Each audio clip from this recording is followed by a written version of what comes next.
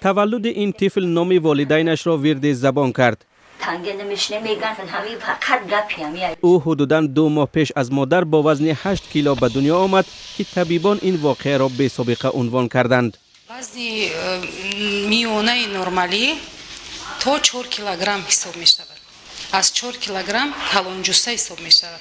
از 5 کیلوگرم عظیم جثه 8 کیلوگرم یکم مراتبه می بینم. او را رستم نام گذاشتند چون که ماجرای تولدش به داستان شاهنامه فردوسی مانند است. مادرش هم تهمینه نام دارد. ای خانه‌شون رفتیم دکتر رو آوردیم. ماشین دارین بابا. تلفن میکنه که برو ردن همه خیلی بچه‌م بس میره و میگیرم. اقربایش میگویند چند روز پیش رستم را برای تشخیص به دوشنبه بردند. برادر رستم معلول است و اهل عائله بر اینند که در وقتش به سلامتی او نرسیدند. اکنون از تکرار شدن این مصیبت میترسند و پیوسته رستم را از نظر طبیبان میگذرانند. دلش و سرش و همه جوش رنگین کرده. رستم حالا از غذا تنقصی دارد. پزشکان هم از خانواده او خواستند به این چیز دقت دهند.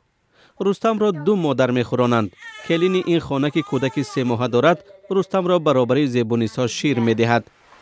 اما دوشنبه بردن گفته گشنگی بوده گشنه میمونه گفته.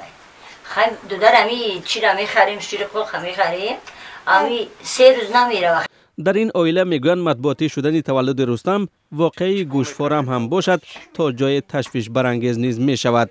امین ابویرده کس کره یه مبارک چلا میگن که انا 8000 سومن انا نای ینکاو انا ماشین خانه تا نای تبریک کردن. گفتم 8000 روز بسه یک سومن مولی ندادم. گفتم من ندیدم من نمیدونم مایدن شما چه نمیدیستم. طبیبان گفتند سری رستم آوان تولد لت خورده است و خوشبختانه تهدید آور نیست. سرش تراوما داره. انشالله بخیر است. والدان رستم بر این امیدند که او مثل همنام خود از داستانهای شاهنامه در آینده پهلوانی نامدار می شود. حالا باشد تلاش دارند صحتی او را برای رسیدن به این آرزوها حفظ نمایند.